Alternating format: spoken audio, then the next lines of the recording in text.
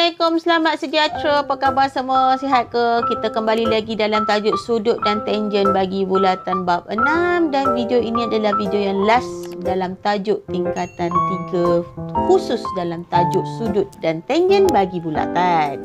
Dalam video kali ini saya nak cerita tentang dua garis tangent tapi kena pada satu bulatan. Dia ada hukum dia tau.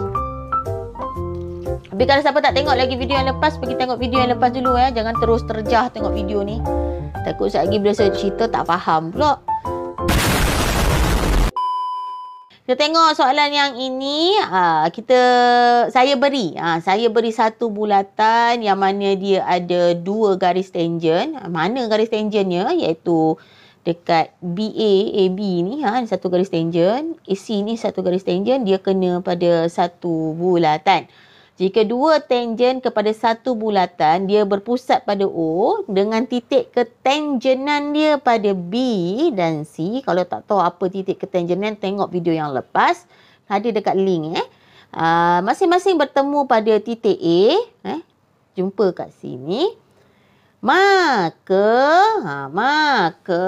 panjang AB ataupun BA ini sama panjang dengan AC ataupun CA ni. Ni sini panjang ini panjangnya sama. Nampak ni tanda saya buat. Okey, sudut BOA ni sudut X ni lah. Ni atas ni. Dengan sudut COA, C ini tanda macam ni maksudnya sudut tau. Sudut COA maksudnya sudut pada O ni lah. Macam tadi sudut BOA maksudnya O tu, sudut pada O tu. Gitu. Jadi sini dia adalah nilai dia sama. Sebab tu kita tulis X, Nilai dia sama. Kalau sini 30, sini pun 30. Sini 45, sini pun 45. Gitulah. Sudut dia adalah sama. C pula dia kata sudut OAB ni pada Y ni dengan sudut OAC adalah Y sama. Sama. Maksudnya sudut sini sama, sudut sini pun sama. Okey. Last sekali sudut ABO ni dengan sudut ACO. Ni yang kotak check out ni. Nilai ni 90 darjah. Kenapa 90? Video lepas saya dah cerita garis tangent yang kena jari memang nilai dia adalah 90 darjah. Kat sini 90 darjah, sini sudut dua sama, sini sudut dua sama. Ini jari memang sama. Jari bulatan ni jari bulatan, maka sama juga. Jadi kat sini ni nampak ni, sini sama panjang, sudut sini sama, sudut sini sama. Itu sifatnya jika dua tangent tu dia bertemu pada satu titik. Yang dia nama kat sini titik A. Ni sifat dia. Selain daripada itu, kita ada sudut di antara perentas. Sudut di antara perentas dengan tangent adalah sama. Ni sudut perentas. Ni perentas EB ni. Ni garis tangent. Ni sudut sini. Adalah sama nilai dengan sudut dalam tembereng, selang-seli dan dicangkum oleh perentas. Ni sudut sini. Dia sama. Sini sama dengan sini. Ini bukan 90 darjah ya. Sebab dia tak kena pada pusat bulatan. Ni kena pada perentas ya. Maka sudut di sini sama sudut kat D ni. ABE sudut kat sini sama dengan sudut BDE. Ni gambar macam ni maksudnya gambar sudut sini.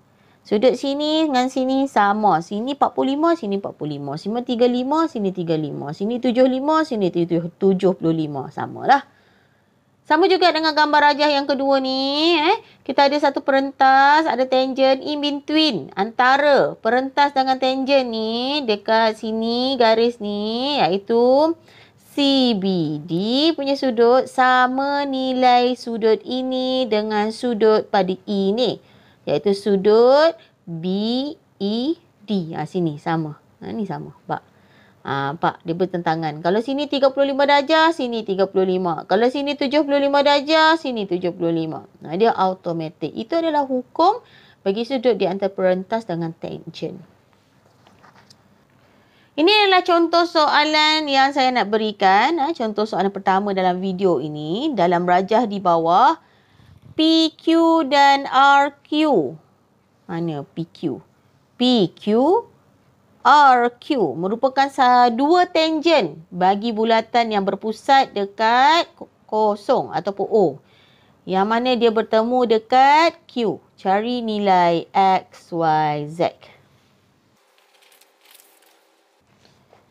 Baiklah, daripada yang kita belajar tadi, kalau kita ada dua tangent, dia bertemu pada satu titik, kita faham yang nilai panjang dia ni adalah sama. Sudut dia kat sini adalah sama. Sudut kat sini pun sama. Jadi daripada gambar ni kita terus kot dapat jawapan kan? Jadi jawapan yang pertama, kita nak cari nilai X kita, iaitu sudut apa? POQ. POQ. Itu sudut kita. Dia adalah sama dengan sudut apa? ROQ. Ni sudut ni. ROQ. Sama Apa sudutnya? 66 darjah. Maka X kamu adalah 66 darjah. Ya. Ni sama dengan sudut yang ni. Itu yang saya buat sudut ROQ. Maka nilainya adalah 66 darjah. Y pula. Y pula sudut Y. Sudut Y ini sama dengan sudut yang 24 ni. Iaitu sama dengan sudut PQO. Salah. PQO. Betul lah tu. Ada. PQO. PQO. Ataupun OQP. Bolehlah mana-mana kan. PQO. PQO ke OQP ke bolehlah. Sudut dia sama. 24 Alright. Yang Z pula. Z kita sama dengan ni panjang PQ. Berapa nilainya? 8 cm.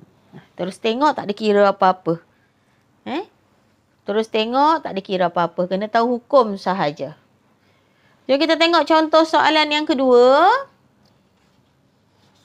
Dalam rajah yang berikut, PQR ialah tangent kepada bulatan. Cari nilai X dan Y. Dua-dua ni dia suruh cari nilai X dan Y. Okay, untuk rajah yang pertama dululah. Yang ni rajah ni pun direct kan ni. Boleh tengok daripada hukum tu. Disebabkan dekat X ni, dia punya nilai dekat perentas dengan tangent ni, 60 ni, sama dengan nilai X. Maka nilai X kamu ni sama dengan sudut PQ. Tak ada nilai pula ni. Kat sini tak ada huruf kan. Tak apalah, kita tulis je lah. Nilai X kita sama juga 60 darjah. Ni sama dengan ni. Ini kalau ada huruf boleh lah juga letak nama dia kan. Jadi nak bagi tahu kamu punya X ni sama dengan 60 darjah. Sebab apa? Memang hukum dia begitu. Sudut antara tangent dengan perentas ni sama dengan sudut dekat kawasan yang dalam tembereng selang seri yang dicangkum oleh perentas tu. Perentas ni. Boleh? Terus tengok je. Saya baru nak tulis nama sudut tu. Nama sudut sini tak ada nama sulat. Jadi batalkan saja, terus tulis jawapan. Okay, Y pula sama juga dengan, ini pun terus tengok kalau sini 70, jadi sini pun 70 jugalah. Tak ada apa nak kira, tulis je. Ya, okay, soalan yang kedua ni saya bagi dua segitiga dalam satu bulatan, takut confuse. Jadi kalau kita nak tengok X kita sama juga dengan 40 lah. Kena perhati sikit betul-betul. Sebab X ni, nampak ni, 40 darjah ni, dia punya antara perentas ni dengan tangent ni. Jadi dalam segitiga yang inilah, jadi sama dengan 40 darjah. Yang Y pula, dia adalah segitiga yang lagi satu. Kalau kat sini 32, maka Y kamu adalah berapa? 32. Yang ni kena perhatikan betul-betul lah ya. Kena perhatikan betul-betul. Boleh? Jom tengok lagi dalam contoh soalan yang ke berapa? Keempat. Okey, kita tengok keempat. Yang seterusnya lah. Soalan yang seterusnya. Banyak sangat soalan. Okey, jom. Baiklah, kita tengok pula soalan kertas yang terakhir bagi sudut dan tangen dalam bulatan. EFG ialah tangen kepada bulatan. Cari nilai X. Jadi, kita ada EFG. Garis tangen. Kita ada jari, sini 90 darjah. Memang hukum tangen begitu. Kita ada 22 darjah. Dia suruh cari nilai X-nya di sini. Jadi, first step, macam mana kita nak selesaikan? Kita boleh cari sudut di sini. Pop. Okay. Sudut di sini ataupun sudut FOE. Sudut FOE. Yang ni. Ni. FOE. Dia adalah 2 kali sudut 22 darjah tu. Kenapa? Yang ni awak akan tengoklah dalam hukum bulatan pada video yang lepas. Sebab kalau awak perhatikan sudut pada O ni, dia adalah 2 kali sudut pada kawasan H ni. Sebab dia dicangkum oleh lengkok yang sama. Ini adalah hukum. Kalau kita jumpa lengkok yang sama, kalau dia kena pada lilitan, dia ada separuh pada sudut pusat tersebut. Yang ni nak kena tengok balik pada video yang lepas. Ada dekat link bawah tu. Boleh tengok dekat link bawah tu macam mana. Alright, yang sini pula adalah 2 darab 22 kita dapat 44 darjah. Maka dekat sini kita dapat 44 darjah. Dah dapat 44 darjah, bolehlah kita dapat nilai X. Sebab ini adalah satu segitiga. Segitiga jumlahnya adalah 180 darjah bagi sudut pedalamannya.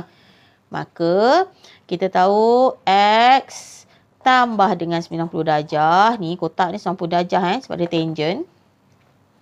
Tambah dengan 44 darjah. Sama juga 180 darjah. Kita tambahlah dulu dua-dua ni. 90 tambah 44 kita dapat 134. Sama dengan 180 darjah. Ni kita boleh pindah sebelah. Maka X kita 180 darjah tolak 134 darjah. X sama juga dengan 46 darjah. Tada! Dapatlah kita nilai X kita. Okay, bulatan sebelah ni nak buat apa? Actually dah habis lah. Saya tengok ni nombor yang ke-15 ni.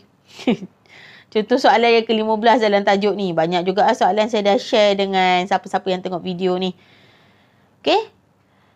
Rasanya dia dah cover dekat hukum-hukum dalam bulatan. Saya cover sudut yang terlibat, hukum-hukum yang melibatkan sudut dalam bulatan, tangen semua saya dah cover. Jadi apa yang siapa-siapa yang tengok video ni rasa nak perkuatkan lagi tajuk bulatan ni, bolehlah try buat latihan lagi, contoh-conteng dekat dalam gambar buku latihan kamu tu. Sebab dia tak ada jalan kerja yang rumit macam tajuk-tajuk lain. Dia hanya tambah tolak, darab bahagi je, dan kena contoh-conteng dalam bulatan macam ni. Pendek je jalan kerjanya. Kena faham betul-betul hukum dalam bulatan. Okay, rasanya tak kat situ saja. Dah buat tadi tak ada. Good luck Alright, salah silap saya minta maaf. Boleh follow dengan Cikgu Aisyah channel. Tajuk lepas ni kita nak masuk pelan. Pelan ni tak adalah susah sangat. Lebih kepada imajinasi. Lebih kepada imajinasi.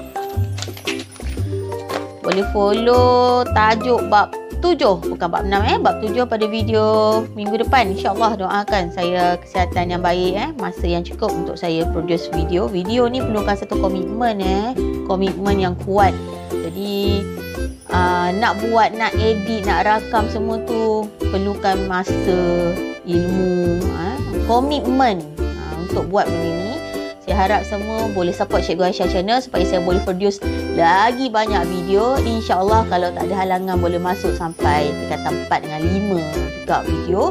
Dan video yang saya produce ni memanglah soalan dia mudah. Jadi dia adalah basic dan foundation untuk tajuk tersebut. Minta tolong tengok adik soalan-soalan dalam buku latihan dan pergilah cari guru untuk bantu belajar kuasai tajuk tersebut kalau stuck dekat mana-mana soalan.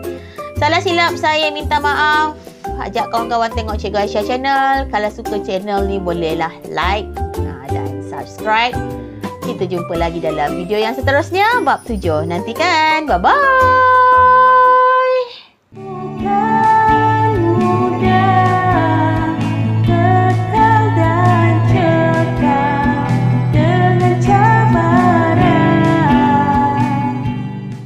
Cikgu Aisyah channel.